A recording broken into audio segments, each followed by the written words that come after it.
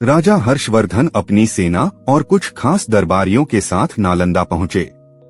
विश्वविद्यालय के आचार्य और विद्वान उनका स्वागत करने आए। सब कुछ सामान्य लग रहा था, लेकिन राजा को कुछ अजीब महसूस हो रहा था। रात के समय जब राजा अपनी कुटिया में विश्राम कर रहे थे, एक सेवक चोरी छिपे अंदर घुसा और राजा के ऊपर हमला करने ही वाला था कि राजा जाग गए। उन्होंने झट से उसकी गर्दन पकड़ ली और पूछा, कौन हो तुम?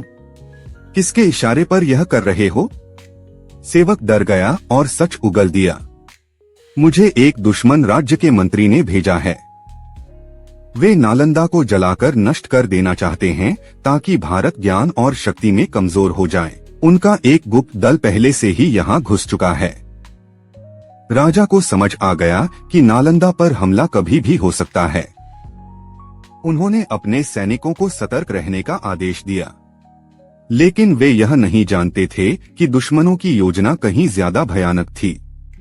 अगली रात अचानक नालंदा के कई भवनों में आग लग गई।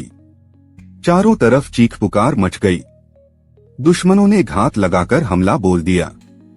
राजा अपनी तलवार लेकर मैदान में कूद पड़े और एक एक करके शत्रुओं का संहार करने लगे, लेकिन दुश्मनों की संख्या बहुत ज्यादा थी। राजा को एहसास हो गया कि वे केवल बाहरी दुश्मनों से नहीं, बल्कि अपने ही कुछ विश्वासघातियों से भी लड़ रहे हैं।